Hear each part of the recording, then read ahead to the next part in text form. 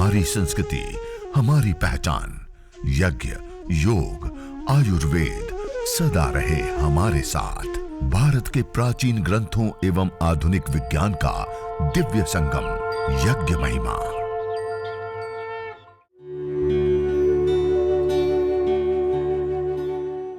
भारतीय संस्कृति में यज्ञ, योग एवं आयुर्वेद जैसी अमूल्य विद्याएं हैं, जिसका मूल है वेद। इतिहास की ओर दृष्टि डालें तो भगवान राम, भगवान कृष्ण से लेकर राजा महाराजाओं, ग्रामवासियों व अरण्यवासी ऋषियों की कुटियों तक नित्य व नैमित्तिक यज्ञों का प्रचलन देखने को मिलता है।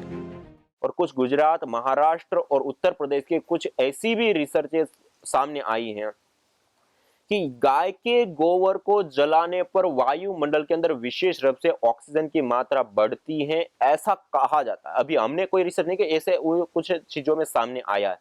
और दूसरा, इस गाय के गोबर को जलाने पर ऐसी कुछ विशेष गैसें बनती हैं जो टॉक्सिक गैसों को भी दूर करने का कार्य भी करती है। मानी अपने आप में ही गोबर की लकड़ी एक विशेष औषधीय तत्व है।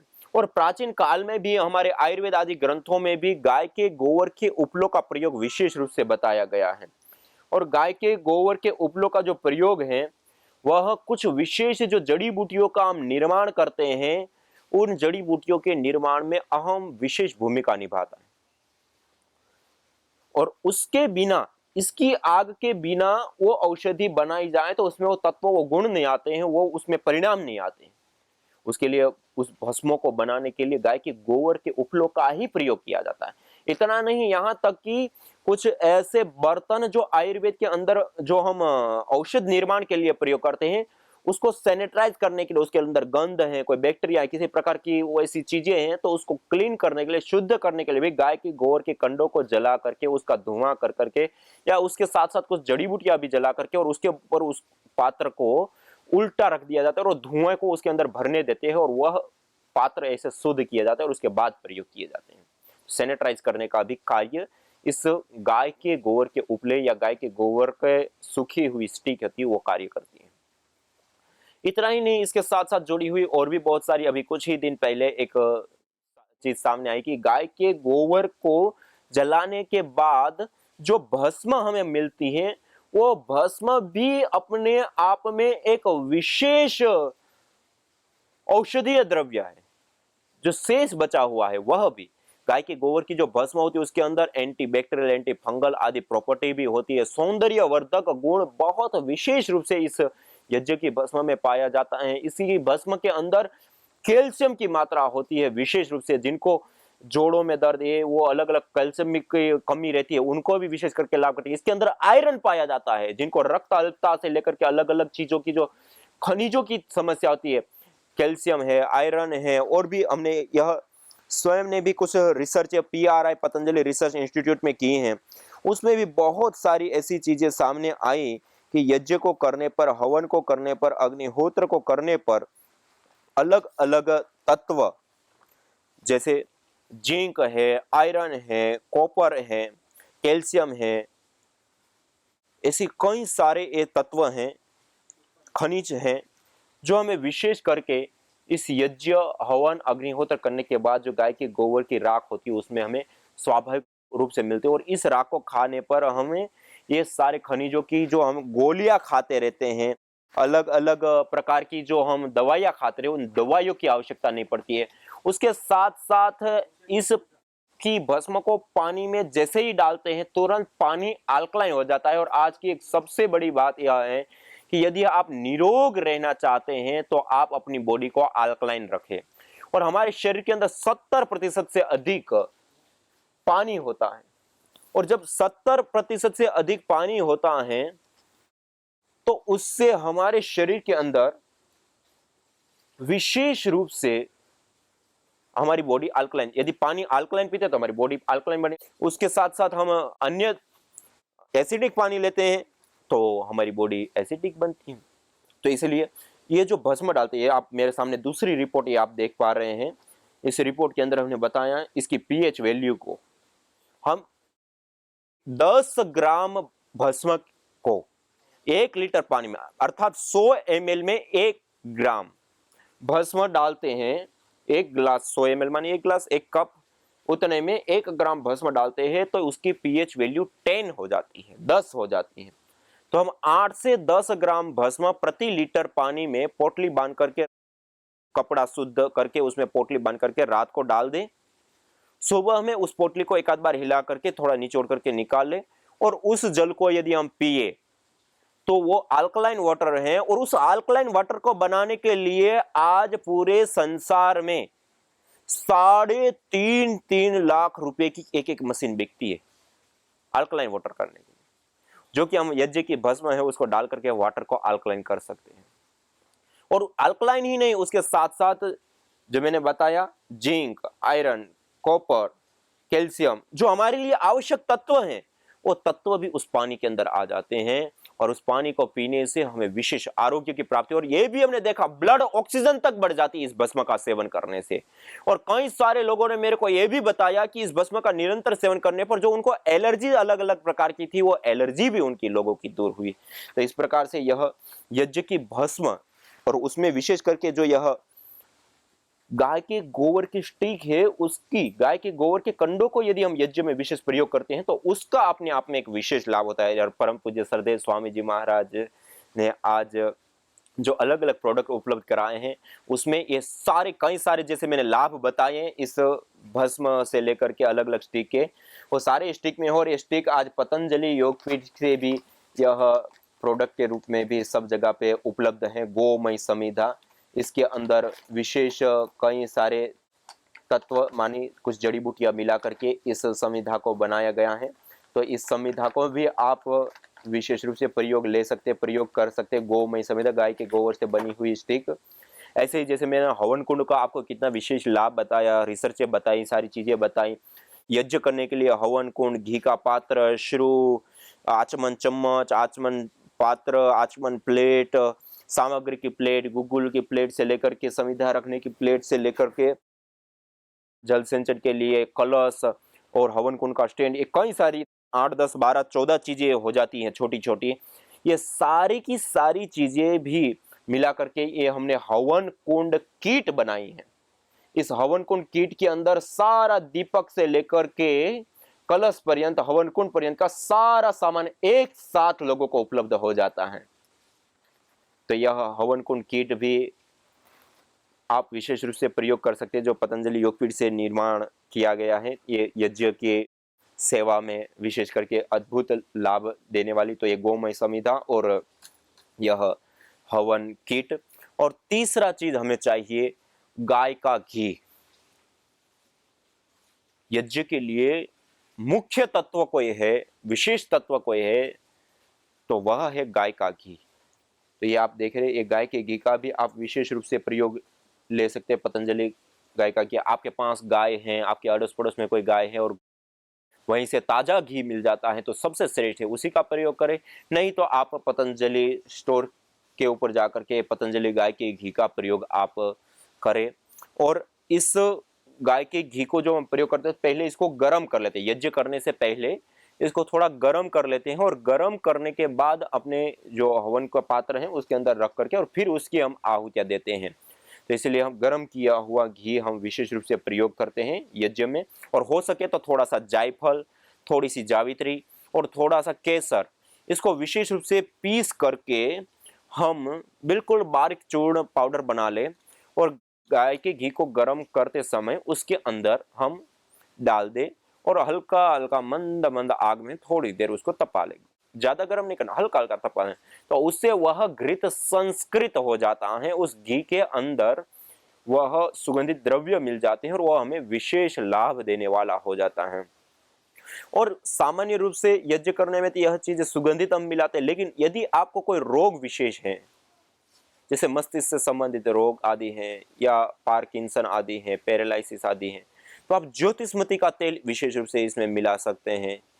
इसी प्रकार से अलग अलग रोगों में जो अलग अलग जड़ी बूटियों का हम प्रयोग करते हैं, उन्हीं जड़ी बूटियों के अलग अलग तेलों का भी इसमें मिला करके हम थोड़ा सा प्रयोग ले सकते। जिनको वात रोग है ज्यादा तो वो तिल के तेल का प्रयोग ले सकते हैं। घी की जगह पे तिल के तेल का प्रयोग, या इस घी के अंदर 50, 60, 80% तक तिल का तेल मिला दिया और उसका हमें विशेष रूप से प्रयोग ले लिया। तो इस प्रकार से इस गाय के घी का हम प्रयोग करते हैं। तो एक गाय का घी, एक समिधा और तीसरा होता है सामग्री। ये मेरे पास रखी हुई है, ये सामग्री जो दिव्य हवन सामग्री है। ये आप मेरे सामने पैकेट देखें, ये दिव्य हवन सामग्री पतंजलि सभी स्टोर के ऊपर उपलब्ध है। सामान्य हवन सामग्री जो सभी रोगों में लाभदायक होती है।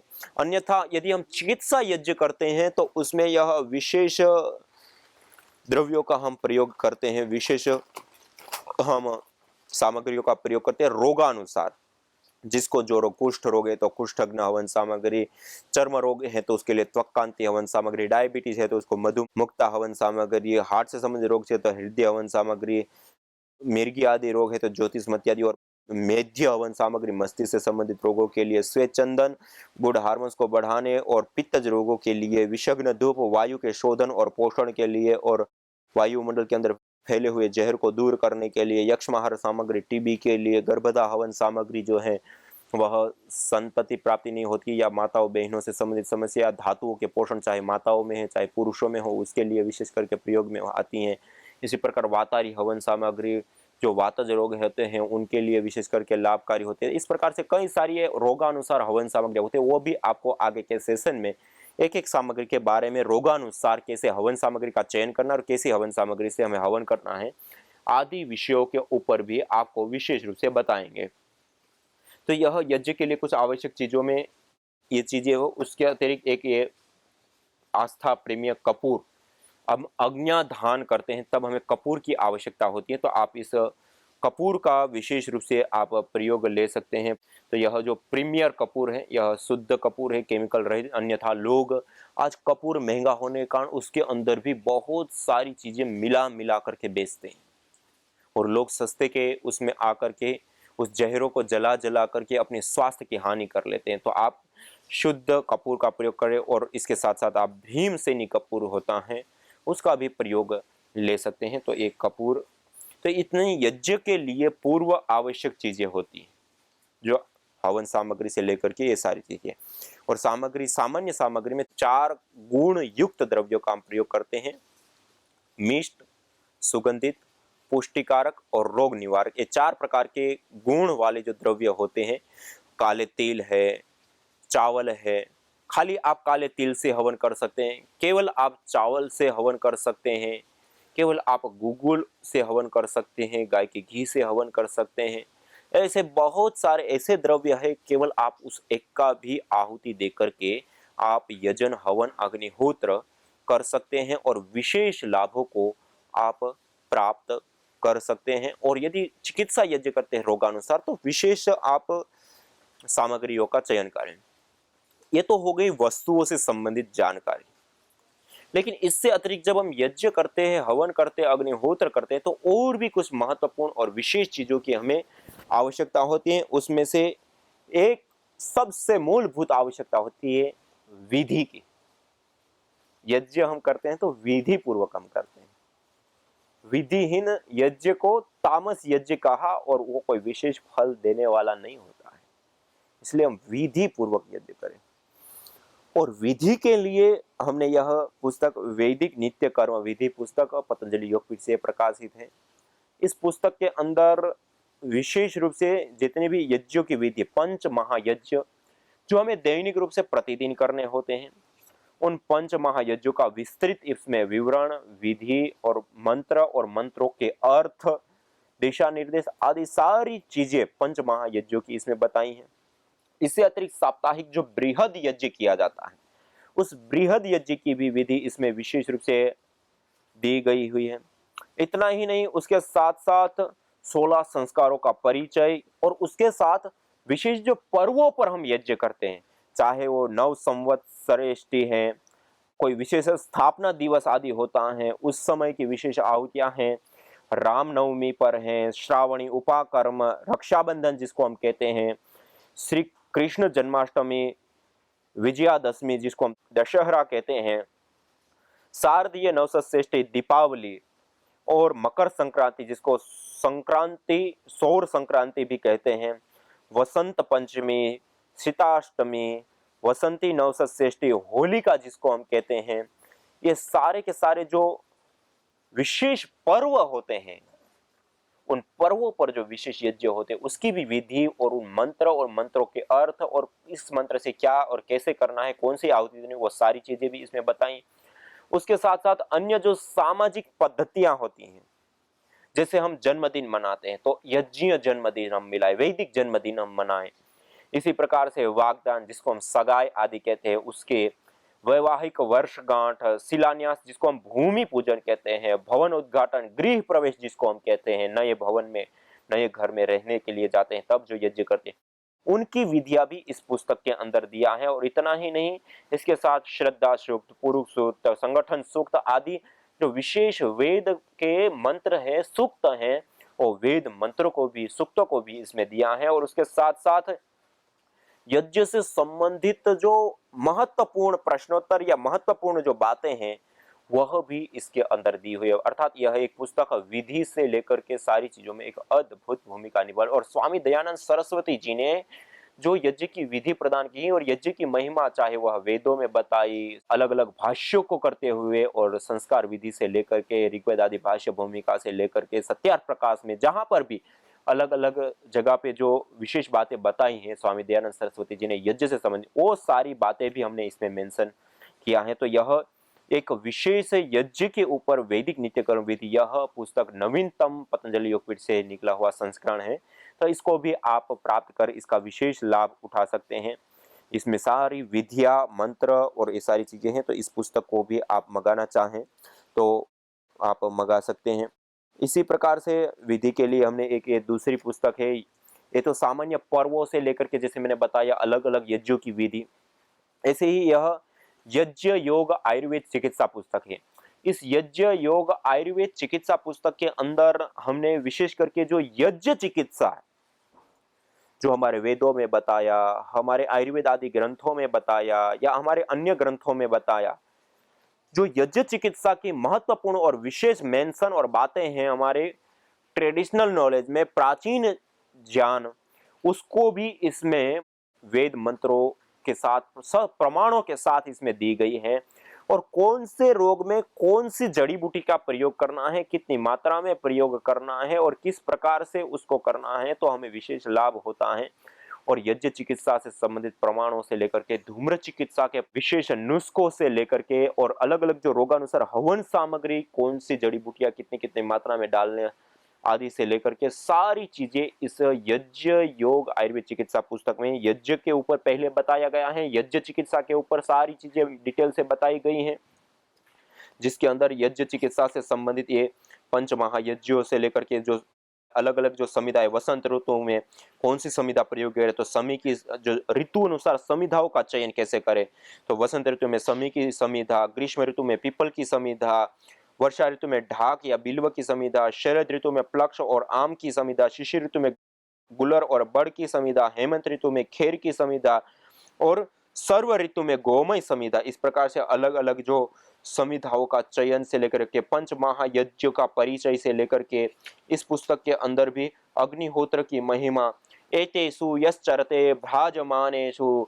यथा कालम च आहुतयो ह्यद्ददायन् तन्नयन्त्य यताः सूर्यस्य रश्मयोः यत्र देवानां पतिरेकोधिवासः। हमारे शास्त्रों में इस यज्ञ हवन अग्निहोत्र करने वालों को कहा कि यह यज्ञ हवन अग्निहोत्र जो करता है, यह जो 7 लपटों वाली अग्नि की शिखाओं में जो यजमान ठीक समय पर विशेष आहुतियां प्रदान करता है, वह आहुतियां देता हुआ, कर्म को पूरा करता हुआ,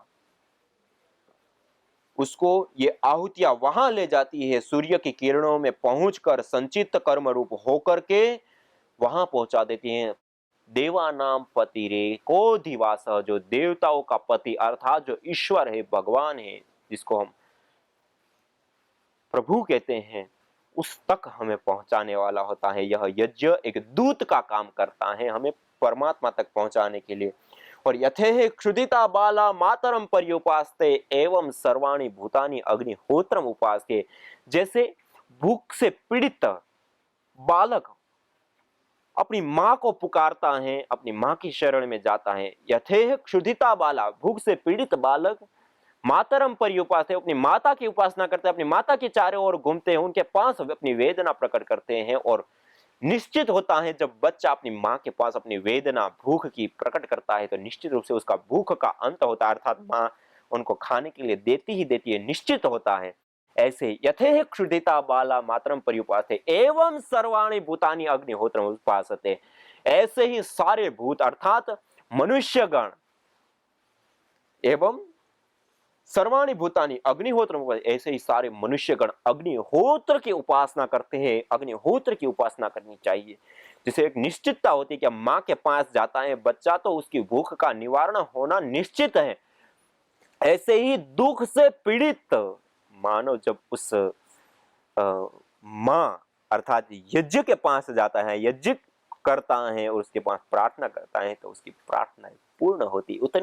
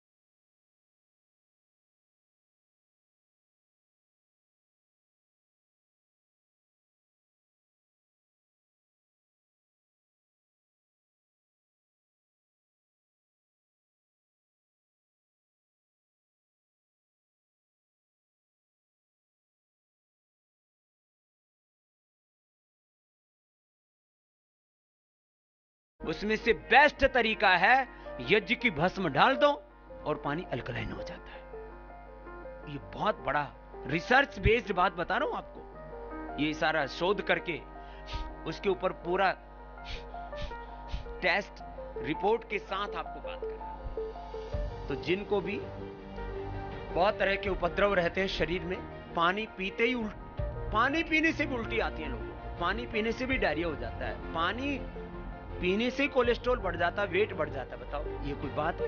बोले स्वामी जी पानी भी हमको तो घी की तरह लगता है, तो तुम्हारा पानी का घी निकाल देते हैं। ये यज्ञ की राख डाल दो उसके बाद पानी को नितार करके और पिला देते हैं।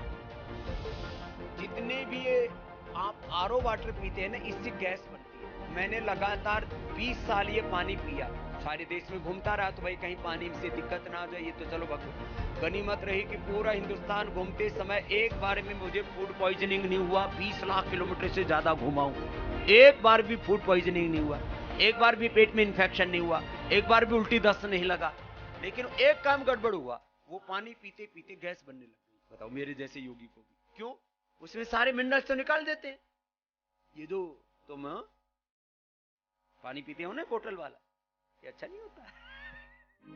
यज्ञ भारतीय संस्कृति का मूल है। तो आइए हम संकल्प लें, संसार के श्रेष्ठतम कर्म यज्ञ को अपनाएं।